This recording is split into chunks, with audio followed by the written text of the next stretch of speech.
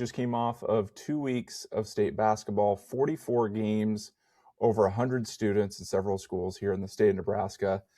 And it was probably, although we looked maybe a little bit tired just because of the long hours and long days, it was probably the least stressed we've ever been running something this big. And it wasn't luck that that happened. We prepared for months. We've done this for many, many years, so that helped.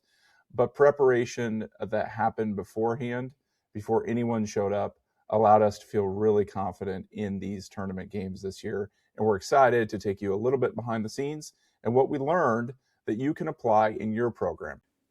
We just added structure to the entirety of our operations, which is what, Taylor, as you were talking about in the open, made it feel less stressful. It was still the same amount of work, just we were able to do a lot more of it beforehand. Let's throw it together. And as I would, as I like to say, it was held together by duct tape and zip ties. And this year it felt like we had a system. When I plugged everything in, it worked. We had all the correct adapters. We weren't trying to do anything crazy.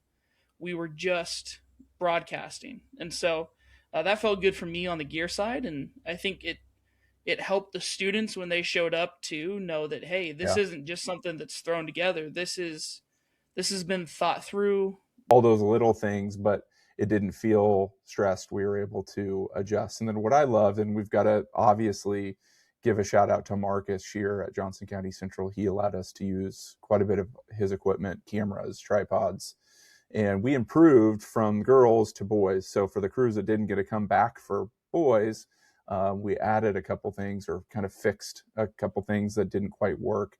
And that's what I loved, is that we didn't just stick with what we did the week before, that we made those little tweaks that the crew maybe didn't notice. The monitor for the announcers probably was the biggest addition to that. And just little things like that. The scoreboard, graphics, making sure the team names are on there because we're capturing it from the scoreboard.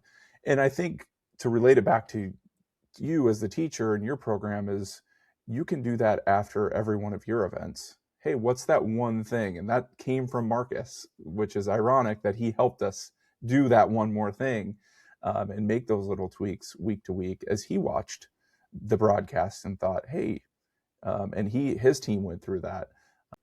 But that's what I really loved about those last 2 weeks, that you guys can apply that to your program.